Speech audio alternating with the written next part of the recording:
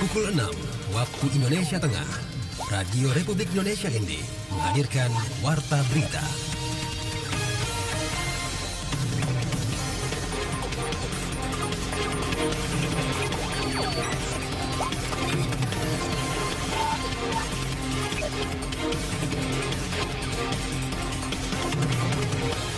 Selamat pagi saudara, Anda kembali mendengarkan Warta Berita Radio Republik Indonesia ND edisi hari ini Senin 25 September 2023. Sari Berita. Sikapi kelangkaan minyak tanah di Kabupaten ND, Kadis Perindak tegaskan akan cabut rekomendasi bagi oknum yang nakal. Masyarakat NTT diminta untuk tidak panik buying menghadapi kenaikan beras di pasar. Bersama saya Desi Natalia, kita ikuti berita selengkapnya.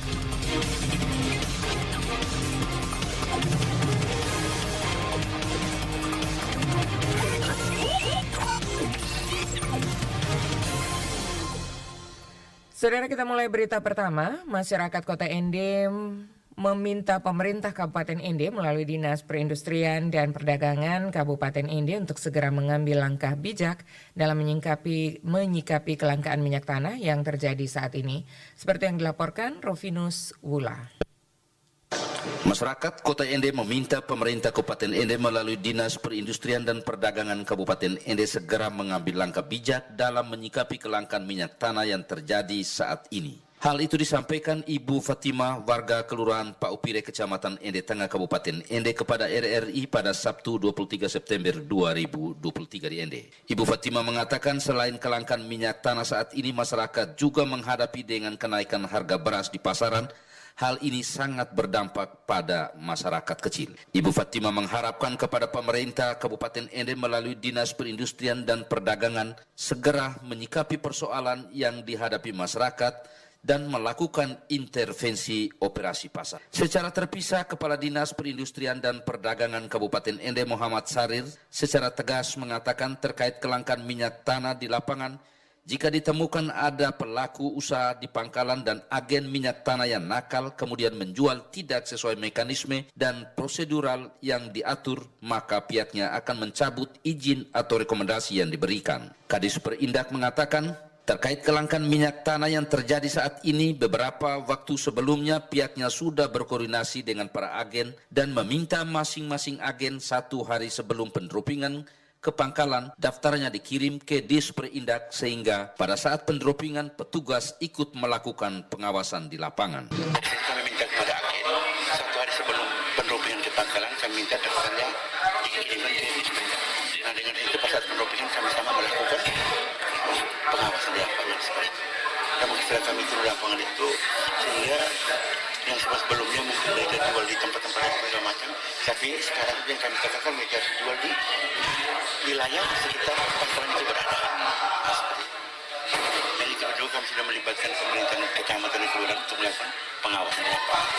Lebih lanjut, Kadis Perindak mengatakan setelah petugas turun mengawasi di lapangan, belum ditemukan ada pelaku usaha yang menjual minyak tidak sesuai mekanisme atau prosedural, tetapi mereka menjual pada wilayah di sekitar pangkalan berada. Menyikapi kelangkaan minyak tanah yang terjadi, pihaknya sudah berkoordinasi melibatkan pemerintah kecamatan dan kelurahan untuk melakukan pengawasan di lapangan. Selain itu, pemerintah melalui Dinas Perindak akan berkoordinasi dengan mitra melakukan intervensi operasi pasar. RRI ND Rovinus Wula melaporkan. Kita beralih ke berita selanjutnya. Masyarakat NTT diminta untuk tidak panic buying dalam menghadapi kenaikan harga beras saat ini. Laporan disampaikan Lady Badin. Kepala Dinas Perindustrian dan Perdagangan Provinsi Nusa Tenggara Timur Nasir Abdullah mengimbau masyarakat NTT untuk tidak menjadi panik buying dalam menghadapi kenaikan harga beras nasional. Dirinya mengungkapkan fenomena El Nino memang menjadi pemicu kenaikan harga beras secara global, di mana berdampak pada ketidakseimbangan stok cadangan beras dan gabah secara nasional. Namun pihaknya memastikan untuk saat ini stok beras 5 bulan ke depan hingga Januari 2024 aman, yakni sekitar 240.000 ton beras beras dan akan ada penambahan stok beras Bulog sebesar 72.000 ton yang akan datang di bulan ini juga. Ini kan kepanikan masyarakat saja yang ingin menimbun beras individu-individu, bukan bloker ya. Nah, ini sekarang dengan adanya seperti itu, sehingga beras-beras yang itu tuh penjual melihat bahwa ini ada permintaan beras cukup banyak. Nah, itu menaikkan secara sepihak yang kita tidak bisa melarang karena itu punyanya dia. Karena kita lepas mekanisme pasar yang terjadi walaupun penjualannya itu ada kenaikan melebihi dari head yang ada. Kita melihat bahwa yang perlu sekarang ditangani itu bahwa harus menghimbau kepada masyarakat bahwa jangan panik karena gabah yang belum giling saja kita punya itu masih sekitar 200.000 ton. Terus stok beras kita sampai dengan Desember itu masih mungkin karena kita punya 249.000 ton. Dalam perjalanan Bulog punya saja itu ada 72.000 ton lagi akan masuk. Nasir Abdullah juga mengungkapkan saat ini pihaknya terus memantau perkembangan harga fluktuatif di seluruh pasar yang ada di NTT dan pihaknya berharap tidak ada oknum nakal yang terindikasi menimbun beras hingga menimbulkan kelangkaan. Tugas kita operasi tertutup sudah turun dan mencari tahu bahwa yang kita takutkan itu ada gerakan penimbunan dari broker. Tidak ada logikanya beras ini laku keras sehingga dia akan terjadi kenaikan itu. Ini karena kepanikan dari masyarakat untuk menjaga-jaga. Sesungguhnya perlu ragu. Kita punya stok 4 bulan ke depan insya Allah masih terpenuhi. Dirinya memastikan di seluruh NTT stok beras aman untuk kebutuhan masyarakat hingga pada perayaan Hari Raya Natal dan Tahun Baru 2024 mendatang. Sehingga masyarakat terus diimbau untuk tidak perlu panik dalam membeli beras di pasar untuk mencegah penimbunan dan ketiadaan stok. RRI ND,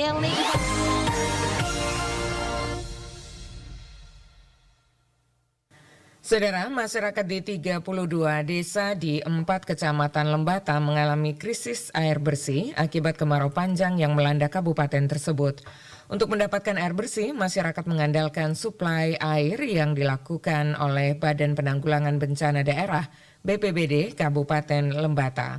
PLT Kepala BPBD Lembata, Stefanus Hedewadu mengatakan bahwa krisis air bersih ini dialami oleh masyarakat di 4 kecamatan, yakni Kecamatan Ile Ape, Buyasuri, Atadei, dan Ile Ape Timur. Dirinya mengakui pihaknya saat ini tidak bisa menjangkau semua desa yang ada, namun diutamakan pada desa yang memang membutuhkan penanganan segera. Untuk di Kabupaten Lembata sendiri ya, secara keseluruhan hampir merata di semua kecamatan itu mengalami hal yang sama. Sehingga kami juga tidak melakukan apa secara menyeluruh, tetapi kita melakukan apa terkait dengan desa-desa kecamatan yang memang butuh sekali penanganannya. Itu lanjutan dari penanganan pasca kejadian Seroja itu. Itu yang kita konsentrasikan untuk Ilape dan Ilape Timur, dan kita tambah lagi untuk kecamatan Atadei 5 desa tadi di kecamatan. Stefanus juga mengungkapkan setiap harinya pihaknya mendistribusikan air bersih secara bergilir ke masyarakat desa yang sudah diinformasikan oleh pihak desa jadwal pendistribusian air ini. Meskipun demikian, untuk mencukupi kebutuhan sehari-hari, masyarakat mencari alternatif sumber air di beberapa tempat yang cukup jauh dari tempat mereka.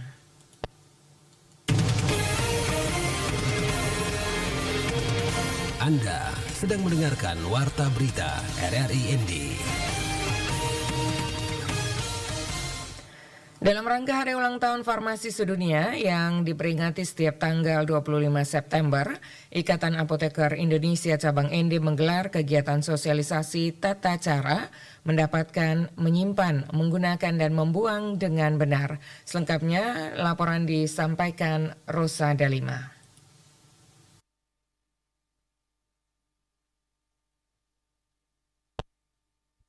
Hari Ulang Tahun Farmasi Sedunia. Kegiatan sosialisasi cara mendapatkan, menggunakan, menyimpan, dan membuang obat secara benar ini dilaksanakan di Dusun Mokekeso, Kelurahan Rewarangga, Kecamatan Ende Timur, Sabtu 23 September kemarin. Ketua Ikatan Apoteker Indonesia Cabang Ende, Apoteker Maria Kristana Mutakasi di sela kegiatan menjelaskan, Mokekeso akan menjadi pilot project program ini untuk wilayah Kabupaten Ende dengan pencanangan Mokekeso sebagai kampung percontohan. Tujuannya agar masyarakat lebih paham bagaimana cara mendapatkan menggunakan obat sehingga tidak terjadi kesalahan dalam penggunaannya. Pada saat kegiatan sosialisasi, pihaknya menemukan jika masih banyak masyarakat yang menyimpan antibiotik seperti amoxicillin. Padahal secara aturan, kata apoteker Risna, antibiotik tidak boleh berada di dalam rumah. Penggunaan harus dengan resep dokter dan minumnya hingga selesai sesuai resep. Jadi kita sudah berdiskusi dan memberi penjelasan bahwa yang seharusnya seperti antibiotik itu tidak boleh ada di rumah, karena dia aturan pakainya juga harus sesuai dengan resep dokter. Lalu masyarakat juga belum memahami, misalnya minum hanya waktu sakit saja, tapi harusnya tidak boleh. Kalau antibiotik itu harus minum sampai habis obatnya, sesuai dengan resep dokter atau yang dianjurkan oleh apoteker. Untuk pencanangan Kampung Dagusibu baru pertama. Keso ini harapan kami menjadi kampung percontohan. Untuk pertama mungkin untuk lingkungan sekitar dulu, RT-RT terdekat, kampung-kampung terdekat sebagai pilot projectnya kami untuk itu. Bahwa mereka sudah memahami tentang obat sebaiknya begitu dan yang seharusnya. Selain itu, selama ini banyak masyarakat yang belum mengetahui jika obat yang dibuang harus dikeluarkan terlebih dahulu dari pembungkusnya, lalu dikuburkan atau dilarutkan dengan air. Risna kemukakan dalam materi sosialisasi pihaknya juga mengedukasi cara menyimpan obat dengan benar, yakni tidak terpapar matahari langsung dan jauh dari jangkauan anak-anak. Pihaknya menyampaikan terima kasih kepada jajaran Kelurahan Rewarangga dan masyarakat setempat yang sudah dengan antusias mengikuti kegiatan tersebut. RRI ND Rosada 5 melaporkan.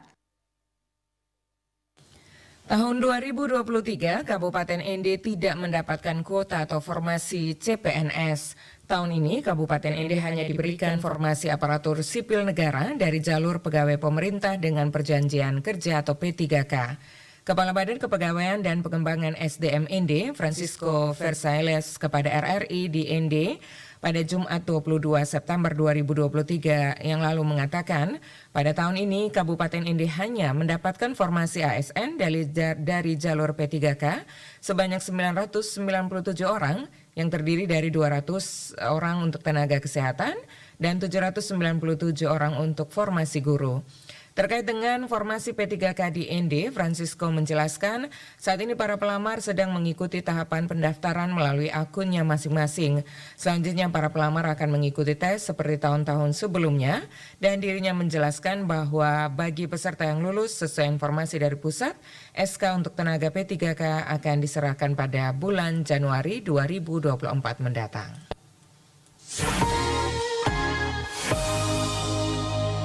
Satuan Pol PO Kabupaten Manggarai Barat melakukan razia tempat hiburan malam dan beberapa penginapan di Labuan Bajo guna menjaga ketentraman dan kenyamanan masyarakat. Laporan selengkapnya disampaikan Epi Wahab. Satuan Polisi Pamong Praja Kabupaten Manggarai Barat melaksanakan razia tempat hiburan malam atau THM dan beberapa penginapan pada Sabtu 23 September 2023 berlangsung dari pukul 21.00 hingga 1 dini hari waktu Indonesia Tengah. Beberapa tempat hiburan malam dan juga penginapan di dalam kota Labuan Bajo menjadi target lokasi razia yang dilakukan, dan setelah di lokasi dilakukan pengecekan identitas para pekerja pemandu karaoke dan juga pengunjung untuk mengecek apakah ada para pekerja pemandu karaoke yang masih di bawah umur. Jangan menerima tamu atau melakukan prostitusi atau mesum di tempat ini ya, karena ini bukan tempatnya untuk itu ya. Harap paham. Kalau nanti kami dapat kalian melakukan itu di tempat ini, kami akan proses kamu secara hukum.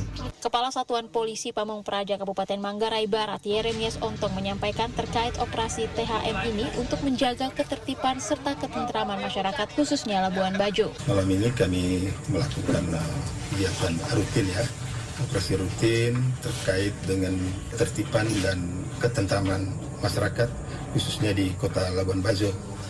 Kami melakukan tindakan ini sesuai dengan Perda nomor 1 tahun 2019 terkait Trantibum. Dan hari ini kami melakukan operasi di beberapa tempat, di penginapan, di tempat-tempat hiburan malam, yang mana dari beberapa tempat itu kita dapati semuanya dalam keadaan aman. Hanya yang memang satu tempat hiburan malam yang terakhir kita operasi kunjungi, di situ ada oknum yang orang yang dengan menuduh ke minuman keras dan sedikit insiden kecil dan sedang petugas. Dalam razia yang dilakukan, terdapat salah satu pekerja pemandu karaoke yang tidak membawa identitas berupa KTP dengan alasan tertinggal di rumah, yang mana hampir sebagian para pemandu karaoke ini berasal dari luar daerah Nusa Tenggara Timur. Dan diharapkan dengan adanya razia rutin ini bisa mengantisipasi keributan di tempat hiburan malam yang memang rawan terjadi insiden perkelahian dan juga terkait perdagangan manusia, dalam hal ini para pemandu karaoke yang memang banyak kasus di mana mereka datang ke Labuan Bajo dengan iming-iming pekerjaan yang layak seperti pekerja kantoran, toko, kafe, dan lain-lain. Akan tetapi setelah tiba di Labuan Bajo, mereka malah dipekerjakan sebagai pemandu karaoke dan bahkan sebagai pekerja seks komersial. Dari Labuan Bajo, Epi Wahab, Pro 3 RRI.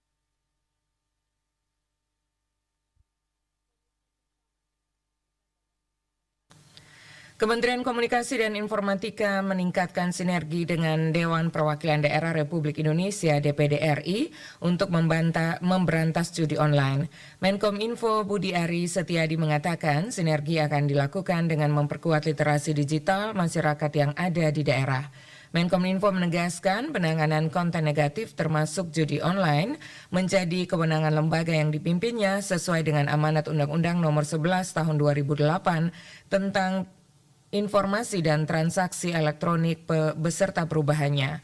Dalam Peraturan Presiden Nomor 22 Tahun 2023 tentang Kementerian Komunikasi dan Informatika, menurutnya salah satu fungsi dan wewenang Kementerian Kominfo melakukan perumusan serta penyusunan norma standar dan wewenang Kementerian Kominfo dan melakukan perumusan serta penyusunan norma standar prosedur dan kriteria penata kelolaan layanan aplikasi informatika dan pengendalian aplikasi informatika lainnya. Dijelaskan Menteri Budi Ari, sesuai dengan Peraturan Pemerintah Nomor 71 Tahun 2019 tentang penyelenggaraan sistem dan transaksi elektronik dan Peraturan Menteri Kominfo Nomor 5 Tahun 2020 tentang penyelenggaraan sistem elektronik lingkup privat dan perubahannya, Kementerian Kominfo berwenang melakukan pemutusan akses atau memerintahkan PSE Private Kementerian Kominfo untuk memutuskan akses konten yang dilarang oleh undang-undang. Budi Ari juga mengungkapkan Kementerian Kominfo juga memiliki wewenang memberikan sanksi administratif terhadap pelanggaran ketentuan modernisasi atau moderasi konten yang ada. Saudara, informasi ini sekaligus mengakhiri Warta Berita Daerah pagi ini. Mewakili kerabat kerja yang bertugas, saya Desi Natalia mengucapkan terima kasih atas perhatian saudara. Selanjutnya kita ikuti selengkapnya program Florata pagi ini.